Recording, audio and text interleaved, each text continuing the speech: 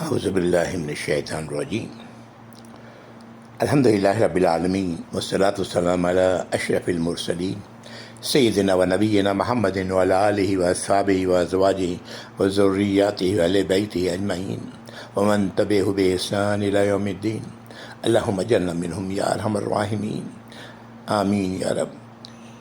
اعوذ باللہ من الشیطان الرجیم رب اشرح لی صدری ویسر لی امری واحلل عقدۃ من لسانی یفقہوا قولی اللہم اجعل ھذا لوجھک الکریم لا ریاء فیہ ولا یسم یا رب۔ ربنا تقبل منا انک انت السمیع العلیم وتب علینا انک انت التواب الرحیم آمین یا رب العالمین۔ والسلام علیکم ورحمۃ اللہ وبرکاتہ۔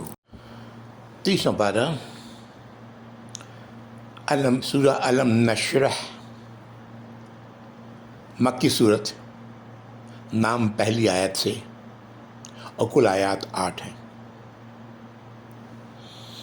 یہ صورت اپنے مضمون کے لحاظ سے ایسا لگتا ہے جیسے یہ سورۃ الضحیٰ کے بعد ہی نازل ہوئی ہے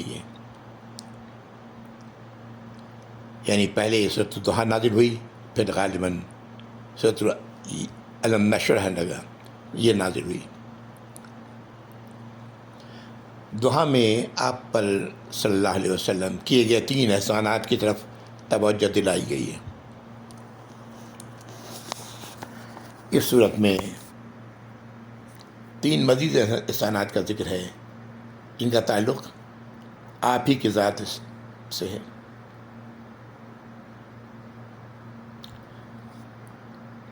آپ سے متعلق حال، مستقبل اور قریب اور بعید سے ہے۔ ان تینوں آیات پر جب ہی ہم لوگ پڑھیں گے اس صورت کی، مفسرین کی وضاحتیں کثیر تعداد میں ہیں۔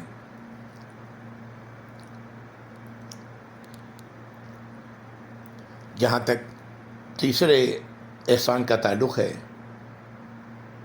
تو 24 گھنٹوں میں شاید ہی کوئی لمحہ ایسا ہو جب کرۂ ارض کے کسی نہ کسی گوشے سے اشہد ان محمد رسول اللہ کی صدا نہ آ رہی ہو۔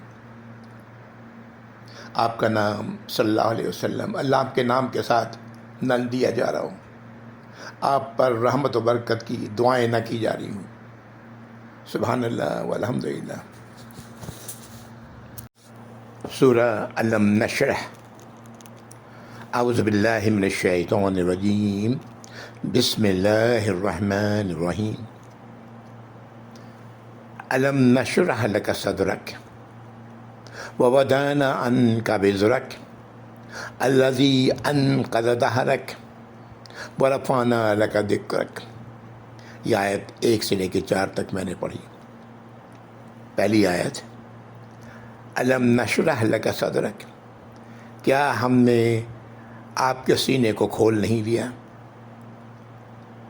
ووضعنا عنک وزرک، دوسری آیت، اور آپ کے بوجھ کو ہم نے اتار دیا۔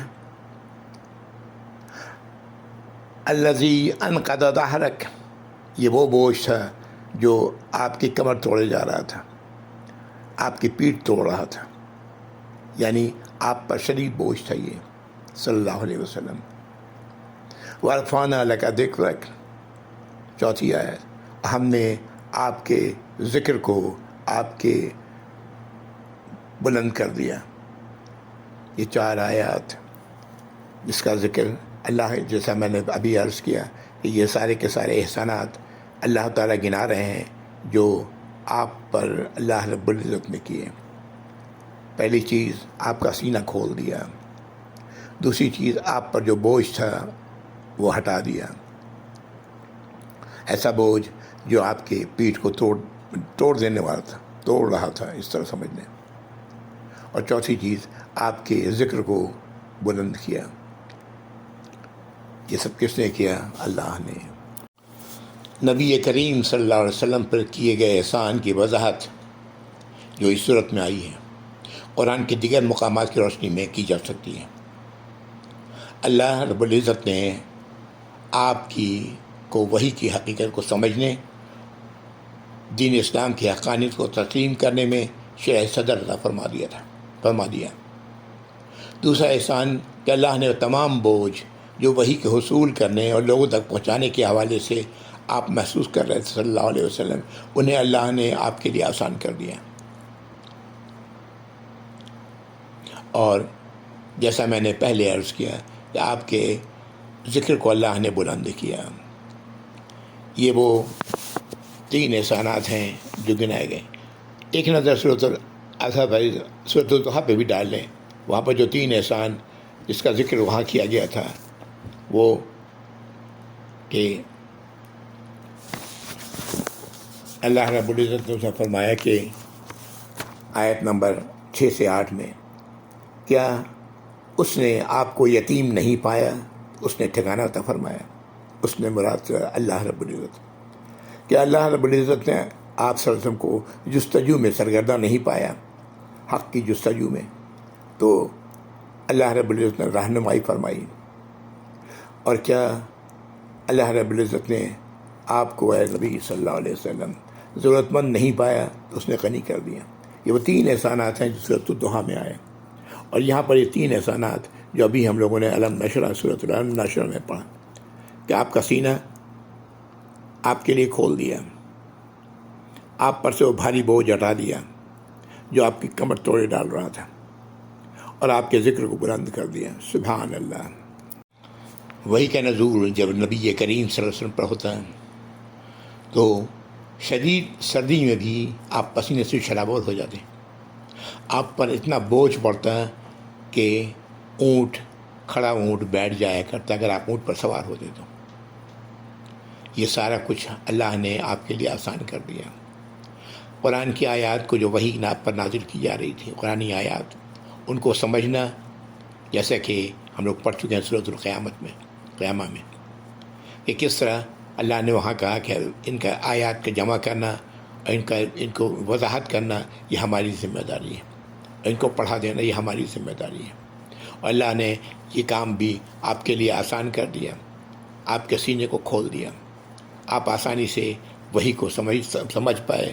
دوسروں تک پہنچانے تک کے حوالے سے آپ کے لیے ظاہر ہے شدید مشکلات تھیں، اللہ نے ان مشکلات کو بھی آپ آسان کیا.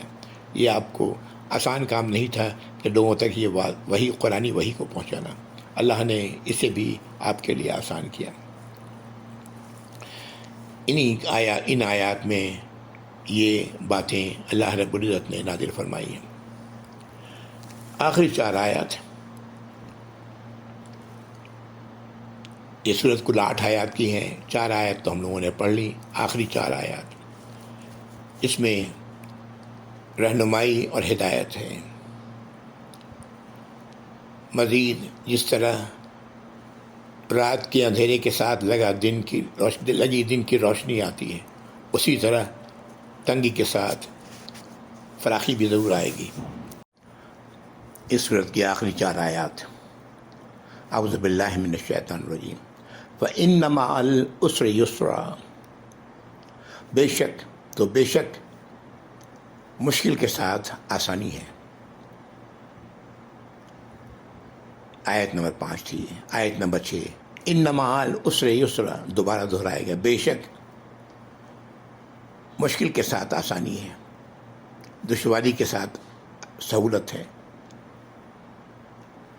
یہ 2 آیات یہ کہہ رہی ہیں ایمان والا کسی بھی حال میں مایوس نہیں ہوتا. وہ جانتا ہے کہ آج جو بھی حالات ہم پر اگر مشکل ہے تو اس کے ساتھ لگی سہولت بھی آنے والی ہے. اللہ کا یہ نظام اسی طرح ہے. جیسا میں نے کہا، ہر رات کے بعد دن آتے ہیں، ہر اندھیرے کے بعد روشنی آتی ہے. 2 آیات ایک ایمان والے کو کبھی بھی مایوس نہیں ہونے دیتی. ہمیشہ وہ اللہ پر بھروسہ کرتا ہے اور اللہ سے بہتری کی امید رکھتا ہے. سبحان اللہ. اور ہم سب کو بھی ایسا ہی چاہیے کہ اللہ سے کبھی مایوس نہ ہو. مشکل وقت گزر جائے گا، اس کے بعد آسانی آئے گی. آیت نمبر 7، وَإِذَا فَرَغْتَ فَانْصَبْ، تو جب آپ فارغ ہو جائیں اپنی ضروریات کے بھاگ دوڑ سے، دنیاوی اور دینی بھاگ دوڑ سے جب آپ فارغ ہو جائیں. آیت نمبر 8، وَإِلَىٰ رَبِّكَ فَارْغَب، تو اپنے رب کی طرف راغب ہو جائیں۔ یہ 2 آیات میں آیت نمبر 7 اور 8 آپ کو اس بات کی ہدایت دی جا رہی ہے۔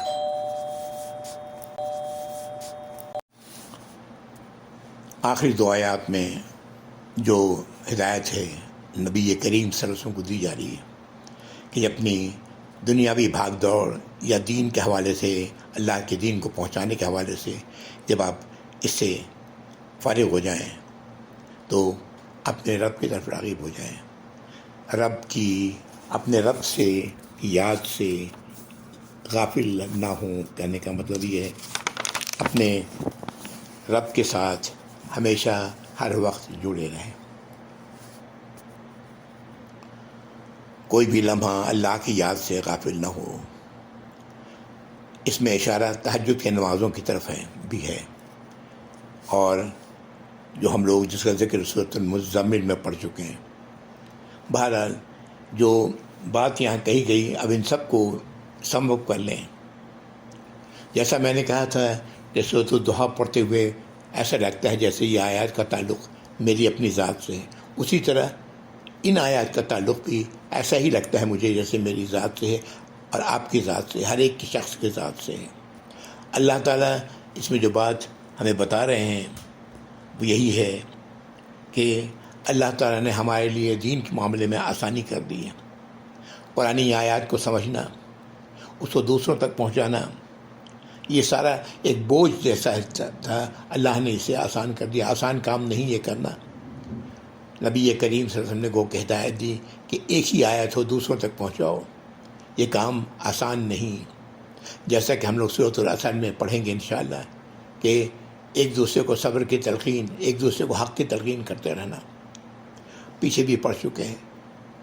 یہ کام کرنا آسان نہیں، اس کے لیے بڑی ہمت کی ضرورت ہوتی ہے۔ اللہ تعالیٰ اس کام کے لیے الحمدللہ میرے لیے، آپ کے لیے آسانی کر دی ہے۔ اور پھر آخری آیات میں ایک تو یہ بات کہہ دی گئی کہ کسی بھی حال میں اللہ سے مایوس نہیں ہونا چاہیے، ہر مشکل کے بعد آسانی آنے والی ہے۔ 2 بار یہ بات کہی گئی، اور آخر میں یہ بات کہی گئی کہ اپنی دنیاوی ضروریات سے، دینی ضروریات سے جب فارغ ہو جائیں تو اللہ کی طرف راغب رہیں، اللہ کی طرف ہی رخ رہے ہمارا، اللہ ہی سے دعا کریں، اللہ ہی سے استغفار کرتے رہیں۔ ایک حدیث میں آتا ہے نبی کریم صلی اللہ علیہ وسلم فرمایا کہ اب میں دن میں 100 بار، 70 بار سے زیادہ استغفار کرتا ہوں اللہ سے۔ ایک حدیث میں 100 بار کرتا ہوں استغفار۔ یہ استغفار کیا ہے؟ اللہ کی طرف بار بار پلٹنا، اپنی غلطی چاہے وہ جانی ہو یا انجانی ہو، اللہ سے اس کے لیے معافی طلب کرنا۔ اور الحمدللہ یہ باتیں ہم سب جانتے ہیں۔ الحمدللہ میری نظر میں یہ صورت بھی اسی طرح مجھے ہدایت دے رہی ہے، آپ کو ہدایت دے رہی ہے، جیسے کہ سورۃ الضحیٰ کی صورت دے رہی تھی۔ اللہ تعالیٰ ہمیں ان پر عمل کرنے کی توفیق عطا فرمائے، ہمارے سینے کو اس کے لیے کھول دیں، جیسے کہ اللہ نے یہ پہلی آیت میں ہی کہا کہ ہم نے تمہارے سینے کو کھول نہیں دیا۔ الحمدللہ صورت مکمل ہوتی ہے۔ وآخر دعوانا الحمدللہ رب العالمین، وصلی اللہ علی محمد وعلی آلہ وصحبہ وازواجہ وذریاتہ واہل بیتہ اجمعین ومن تبعہم بإحسان الی یوم الدین۔ اللہم اجعلنا منہم یا ارحم الراحمین، آمین یا رب۔ والسلام علیکم ورحمۃ اللہ وبرکاتہ۔ جزاکم اللہ خیر، جزاکم اللہ خیر، جزاکم اللہ خیر۔